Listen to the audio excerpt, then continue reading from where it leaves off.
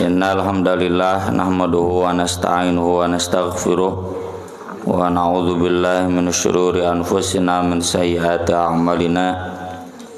Man yahdihillahu fala mudhillalah wa man yudlil fala hadiyalah. Asyhadu an la ilaha illallah wahdahu la syarikalah wa asyhadu anna Muhammadan abduhu wa rasuluhu alladzi la nabiyya wa la rasula ba'dah. Sallallahu wasallam alaihi wa ala alihi wa sahbihi wa man tabi'ahum bi ihsan amma ba'd.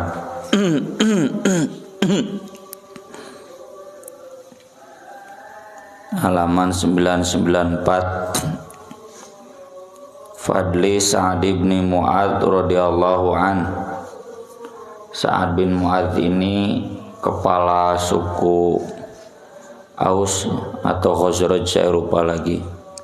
Tokoh Ansor, ketuanya, kan Ansor itu ada dua, ada Aus, ada Khazraj, yang terluka parah pada perang Khandaq dan sampai wafatnya. Di Bulughul Maram ada hadisnya di bab masjid, karena Nabi meminta Sa'ad dirawat di masjid. Hadisnya dari Jabir bin Abdullah radhiyallahu anhuma qala Rasulullah sallallahu alaihi wasallam wa janazatu Sa'd bin Mu'adz baina aydihim.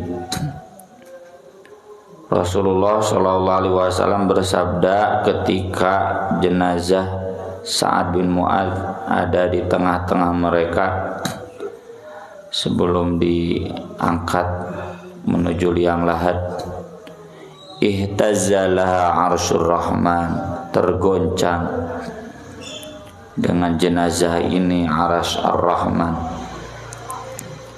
Maksudnya jangankan penduduk bumi saja, penduduk langit pun sampai arsy merasakan kedahsyatan pengorbanan dari Sa'ad bin Mu'adz. Tergoncang bukan berarti jelek, bukan berarti negatif, di mana arsy ar-rahman akan terguling dan sebagainya. Ngobrol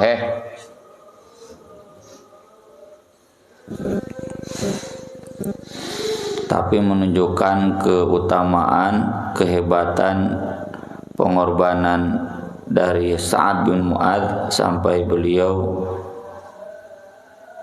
sampai penduduk langit pun merasakan kedahsyatannya. Hadis yang kedua dari Al-Bara radhiyallahu an qala udiyat li Rasulillah sallallahu alaihi wasallam hullatu harir. Rasulullah sallallahu alaihi wasallam diberi hadiah hullah itu mantel, ya, baju luaran. Bapak-bapak lihat para pejabat Saudi Arabia, ya enakan ke rusum haji, baju dasarnya putih lalu ada baju luaran. Kalau dulu sering baju luarannya itu abayanya itu hitam, kalau sekarang Pangeran Muhammad bin Salman itu seringnya pakai yang warna kuning emas. Itu hullah, ya. Kalau di kita jas. Faja'ala ashabuhu yamassunaha wa ya'jabuna min liniha. Para sahabatnya ikut menyentuhnya dan takjub dari kelembutannya. Karena zaman Nabi belum zaman pabrik tekstil. Ada yang nama ada lembut, hampir semua baju.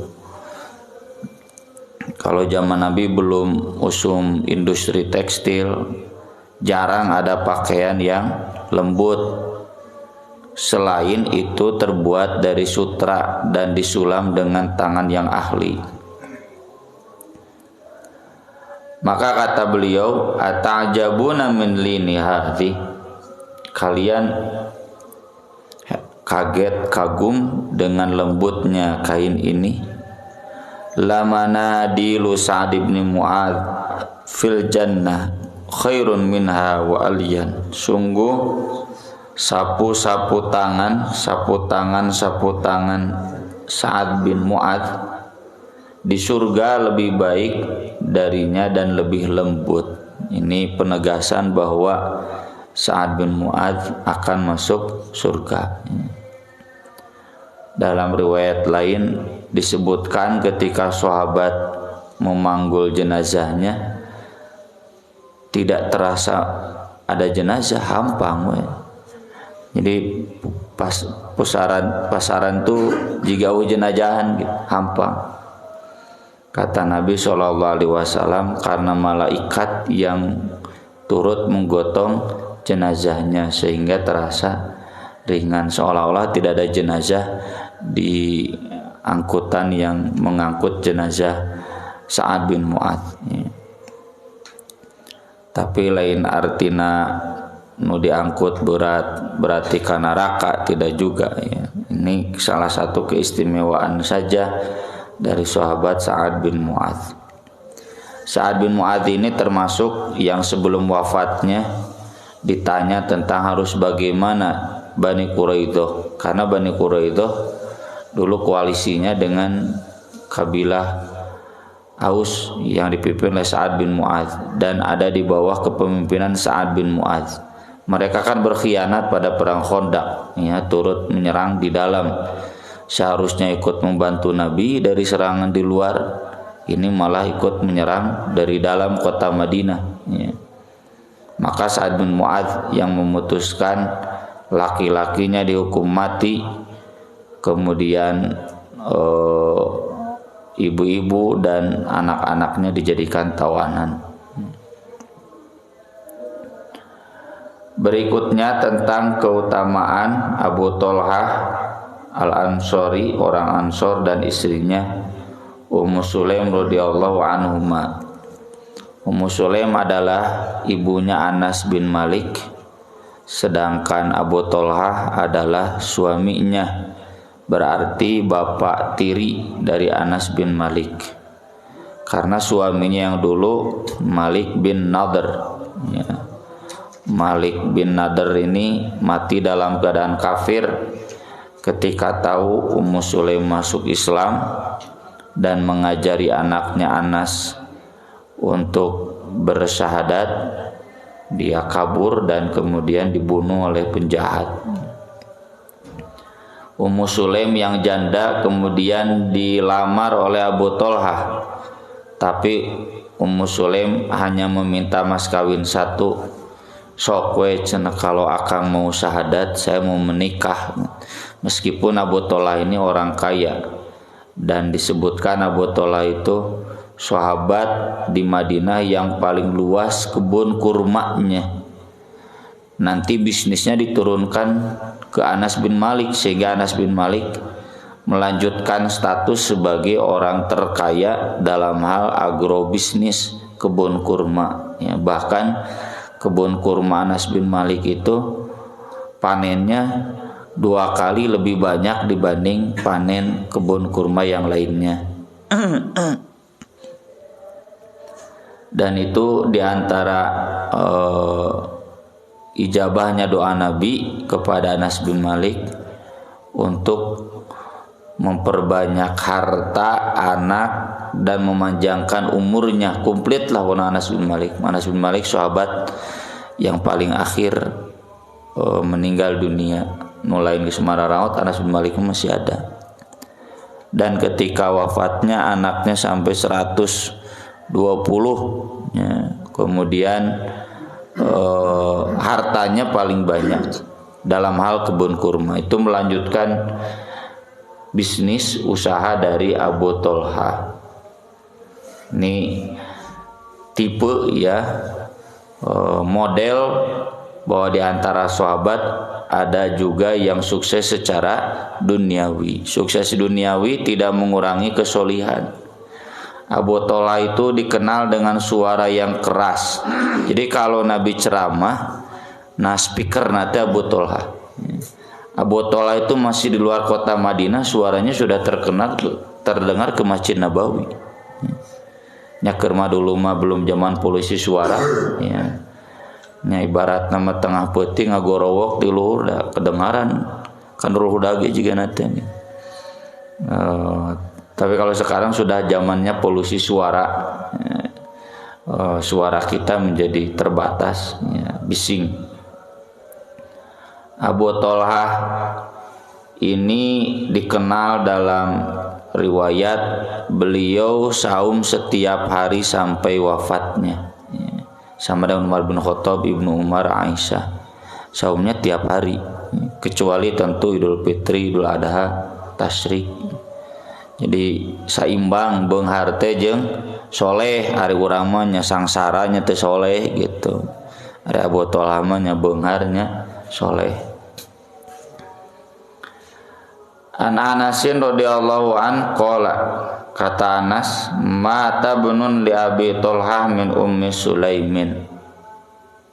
Anak Abu Thalhah dari Ummu Sulaim meninggal dunia, berarti adik tiri Anas bin Malik. Faqalat li ahliha, kata Ummu Sulaim ke keluarganya, la tuhadditsu Aba Thalhah bibnihi, jangan kalian memberitahukan Abu Thalhah tentang anaknya, hatta akuna ana uhadditsuhu, hingga aku sendiri yang memberitahukan kepadanya. Di riwayat lain disebutkan karena Abu Thalhah pergi berdagang keluar kota, belum pulang. Dan ketika pergi berdagang itu anaknya sudah sakit. Dulu belum zaman RSIA atunya, aya nama penusum RSIA. Jadi tingkat kematian bayi dan anak itu masih tinggi. Faja'a, ketika Abu Thalhah pulang, faqarrabat ilaihi asya'an, Ummu Sulaim menghidangkan makan malam buat dia. Nah, ini teladan buat ibu-ibu, tong sok sibuk ngaladenan salaki teh, ya. Jadi kita bisa mengerti kenapa Anas bin Malik solih, kemudian adik-adiknya solih. Nanti disebutkan di sini 9 cucu dari anaknya ini nanti hafal Quran sejak belia. Nah, meureun we da, inung bapana soleh, nini akina soleh. Kalau orang soleh doanya diijabah. Dua anak sapake, orang kadang salakina soleh, pamajikanna henteu. Lobogeun sabalikna, pamajikanna soleh, salakina henteu. Cenah aya nu soleh dua anak budakna teu soleh. Heueuh nu soleh we, saya kamu teu soleh. Jadi Ummu Sulaim itu enggak kayak ibu-ibu pada umumnya riweuh saeutik. Pa cenah Grab food we pa. Shopee food aya nama. Atau eta cenah nasi goreng we. Ummu Sulaim itu tetap memberikan hak suami meskipun sedang kapapahitan, sedang berkabung. Kalau ibu-ibu kita pada umumnya meskipun riweuh naon doka tuh. Nyadiaan makan buat suami itu jadi sesuatu yang mahal. Kalau Ummu Sulaim tidak. Fa'akala wa syariba, Abu Thalhah pun makan minum. Thumma tasanna'at lahu ahsana ma kana tasanna'u qabla dzalik. Kemudian Ummu Sulaim berdandan secantik-cantiknya, lebih cantik daripada sebelumnya. Tuh, keur kapapaitan ge dangdan nya. Wah, ibu-ibu di urang budak ceurik jebleh we boro-boro dangdan. Fa waqa'a biha, lalu Abu Thalhah pun tidur dengan istrinya itu.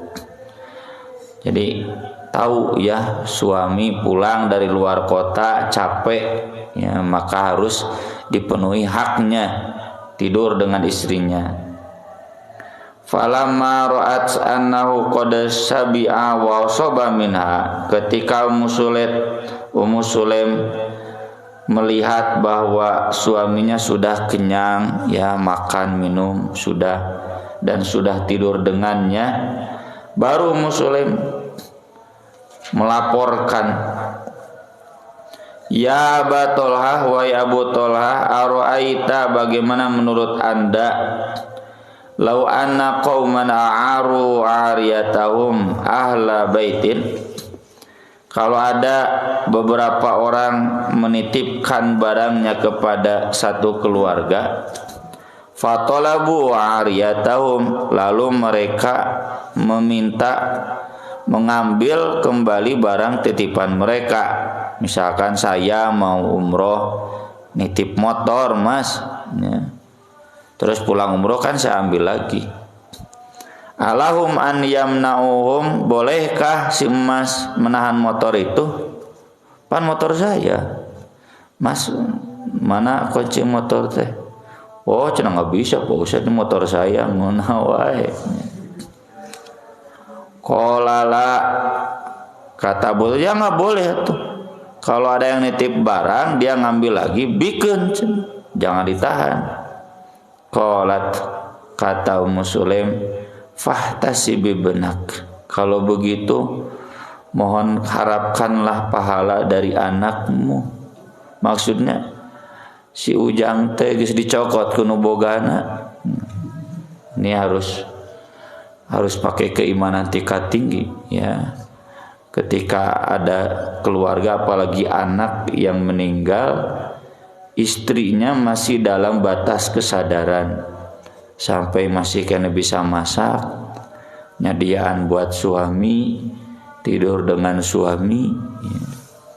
Mun istri pada umum nama sok sibuk, salaki balik boro-boro dangdan, nyadiaan makan juga tidak. Makanya pantas jauh panggang dari api hayang budak soleh, tapi maraneh lagi ente soleh, itu susah tuh. Da uyah memal TS kaluhur. Faghadiba, lalu marah Abu Thalhah, taroktini hatta talattukhtu tsumma akhbartini bibni, kamu membiarkan aku dulu sehingga aku sudah puas, baru kamu beritahukan anakku can udah meninggal. Dibalik, jadi Ummu Sulaim lebih kuat keimanannya dibanding Abu Thalhah. Kudu nage atuh nu jebleh teh Ummu Sulaim, ya ibunya ini mah lebih kuat, lebih sabar dibanding suaminya. Suaminya memarah, Ummu Sulaim mah tenang. Karena memang Ummu Sulaim masuk Islamnya lebih dulu, ya, jadi imannya lebih kuat. Fantolako hatta ta Rasulullah sallallahu alaihi wasallam. Dia pun pergi. Dalam riwayat lain subuhnya datang menemui Rasulullah sallallahu alaihi wasallam, fa akhbarahu bima kana, dan memberitahukan kepada beliau apa yang telah terjadi. Ini anak saya meninggal, istri saya begini. Rasulullah tidak menyalahkan Ummu Sulaim tentunya. Rasulullah dalam riwayat lain bertanya dulu, tapi kan kamu malam tadi tidur sama istri kamu? Iya, cenah gitu. Kata Nabi, barakallahu lakuma fi ghabiri lailatikuma, semoga Allah memberikan berkah kepada kalian di malam tadi kalian, di aktivitas malam kalian tadi. Jadi tidak lain cukup ku doa Allahumma jannibna syaiton, tapi nu ngadoana kudu soleh heula. Itu soleh mah susah. Pan doa diijabah teh dengan amal yang solih, ilaihi yas'adul kalimut thayyib wal amalu sholih yarfa'u. Naiknya doa-doa yang baik itu diangkat oleh amal soleh. Bahasa Ustaz Abdullah itu doa teh kudu jang-jangan, mun eueuh jang-jangan mau bisa hiber. Ya. Jang-jang teh amal soleh mau bisa hiber. Fahamalat, lalu Ummu Sulaim hamil. Fakana Rasulullah sallallahu alaihi wasallam fi safarin wa hiya ma'hu. Ini singkat cerita. Jadi enggak lama dari kematian anaknya yang tadi, Ummu Sulaim hamil. Dan singkat cerita, ketika bersama Rasulullah sallallahu alaihi wasallam dalam satu safar, dan Ummu Sulaim sedang hamil besar. Sapar naon Rasul nu jelas melain ka pangandaran Rasul mah. Sapar Rasul itu kalau tidak hijrah jihad ya. Dan ini kemungkinan jihad. Ummu Sulaim itu bagian konsumsi, jago masak. Sama dengan Aisyah, dengan Ummu Salamah ya. Bagian konsumsi, bagian merawat yang sakit. Jadi juga terlihat ya buat ibu-ibu taya tipe ibu-ibu soleh gede beteung teh teu jadi halangan pikeun aktivitas ngaji mun ayeuna mah komo zaman dulu sampai jihad ya. Wa kana Rasulullah sallallahu alaihi wasallam idza atal Madinah min safarin la yatrukuha turuqan. Rasulullah sallallahu alaihi wasallam apabila datang ke Madinah dari safar beliau tidak langsung masuk. Fadanau minal Madinah, beliau ketika mendekat di Madinah fadarabahal makhad, maka makhad itu rasa perih mau melahirkan menimpa Ummu Sulaim. Fahtabasa alaiha Abu Thalhah, maka Abu Thalhah pun menahannya. Rasul cenah ini istri saya mau melahirkan. Padahal meureun ana masih di Bir Ali di Dzulhulaifah ya. Belum ke Madinah atau masih di Hudaybiyah, belum masuk kota Madinah. Wa talaqa Rasulullah sallallahu alaihi wasallam, lalu Rasulullah sallallahu alaihi wasallam pergi pulang. Abu Thalhah masih tertahan. Yaqul Abu Thalhah saat itu berdoa, innaka la ta'lamu ya Rabbi, Anda engkau sungguh tahu wahai Rabbku, annahu yu'jibuni an akhruja ma'a rasulik idza kharaja wa adkhula ma'ahu idza dakhala. Engkau tahu wahai Rabb, aku itu sangat ingin keluar bareng dengan Rasulullah, pulang bareng dengan Rasulullah. Ini sahabat tuh senang menemani Rasulullah safar teh. Wa qadih tabastu bima taro. Tapi sekarang Rasulullah mau pulang, saya tertahan di sini. Taqulu Ummu Sulaim berkata, ya Abu Thalhah, ma ajidul ladzi kuntu ajidu. Abu Thalhah, saya sudah tidak merasakan sakit lagi. Tuh gitu, ijlma soleh mah doana langsung diijabah. Intolik, ayo kita pulang. Fantolakna, kami pun kemudian pulang. Qala wa darabahal makhadhina qadima. Ketika datang ke Madinah, terasa lagi rasa perih mau melahirkan.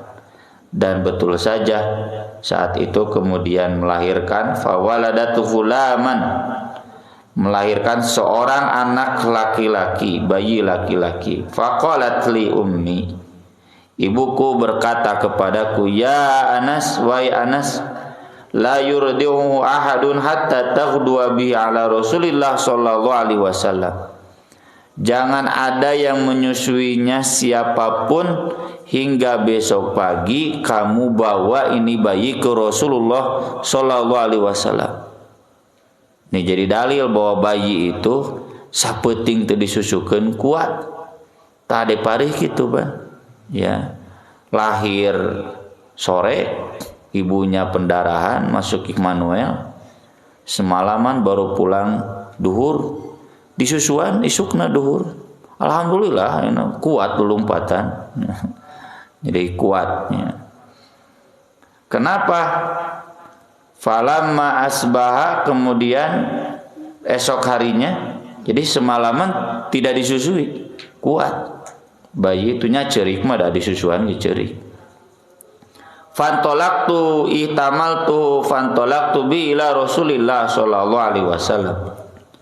Saya membawanya pada subuh kepada Rasulullah sallallahu alaihi wasallam.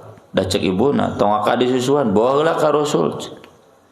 Qala fasodaftuhu wa ma'hu misam. Aku berpapasan bertemu dengan beliau. Rasul sedang memegang misam. Misam itu besi buat menandai unta atau kuda. Falamma ra'ani, ketika Rasul melihatku menggendong anak, bayi, la'alla Ummu Sulaim waladat. Oh, Ummu Sulaim cenah sudah melahirkannya, pasti pan Anas lanceukna ya. Anaknya Ummu Sulaim. Qultu na'am ya Rasul. Fa wada'al misam, besi itu kemudian Rasul taruh. Qala waji'tu bihi fa wada'tu fi hajrihi. Aku datang dan memberikannya, lalu Rasul mengaisnya. Wada'a Rasulullah sallallahu alaihi wasallam bi ajwa. Lalu Rasul meminta kurma ajwa. Kurma ajwa banyak apa kamari kerbuka langsung beak we disimpan-simpan oge. Min ajwatil Madinah, dari kurma ajwa yang ada di Madinah. Itu khas ya, kurma ajwa itu dari Madinah. Fala kafifa fihi hatta zabat. Lalu Nabi mengunyahnya sampai lembut. Tsumma qadhafa fi sobi. Lalu Nabi memasukkannya ke mulut bayi itu. Faja'ala sobiyata lammadzuha. Lalu bayi itu kemudian mengisap-ngisapnya. Kayak gitu ya. Yang disebut tahnik ya. Dalam doa itu disebut tahnik ini nih. Bagian atas mulut ya, di belakang gigi atas. Tahnik. Jadi kanu hanakeun si kurma itu dikitukeun. Faqala Rasulullah sallallahu alaihi wasallam, "Unduru ila hubbil ansor at-tamr." Lihatlah kecintaan orang Ansor pada kurma. Mun urang mah ras bala-bala, jadi pirang ukur bala-bala dikaorokeun. Qala fa masaha wajahu. Lalu Rasul mengusap wajah bayi itu, wasammahu Abdullah, dan menamainya Abdullah. Ini ada kelanjutannya. Dari Abdullah ini nanti lahir 9 orang anak, yang ke-9-nya sudah hafal Quran sejak masih anak-anak. Memang SD geus hafal Quran. Ini kan nyambung di awalna kene ketika wafat kakaknya ya, Ummu Sulaim sabar. Lalu ini adiknya kemudian dibawa ke Rasulullah SAW. Ini jadi dalil sunnah tahnik.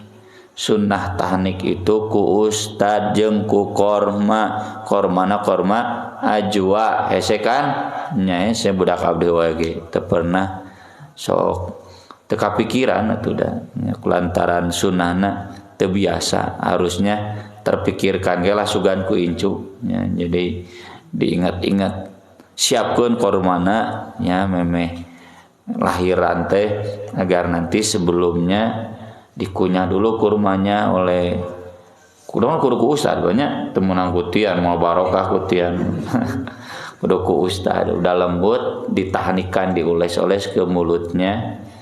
Ini agar yang pertama masuk itu ya, Ummu Sulaim itu ingin agar yang pertama masuk itu air liur dari Rasulullah sallallahu alaihi wasallam. Barokah dari mulut Rasulullah sallallahu alaihi wasallam, itu dari mulut ustad lahnya nu barokah mah mulutian mantunya. Dan ini jadi dalil kata Ibnul Qayyim, berarti disunnahkan yang manis-manis, yang lembut buat bayi itu selain ASI. Jadi kalau ada doktrin ASI eksklusif, itu doktrin orang barat. Sok dek percaya ke hadis dek orang barat. Nah, itu kudu eksklusif dibarengan ku kurma. Kalau sekarang kurmanya kan ada sari kurma. Ngan orang teu apal teh sari kurma tidak ajwa lain. Ya. Kalau betul dari ajwa boleh, kalau tidak udah aja beli kurma ajwana di pasar baru aya. Atawa nu bade umroh nitip. Ya, itu jelas asli di Madinah dibegitukan. Dan ini diantara keistimewaan Ummu Sulaim, Abu Tolhah, anaknya sampai cucu-cucunya. Aku qouli hada wa astaghfirullah li wa lakum subhanakallahumma bihamdik asyhadu an la ilaha illa anta astaghfiruka wa atubu ilaik. Wassalatu wassalamu ala Rasulillah. Wassalamu alaikum warahmatullahi wabarakatuh.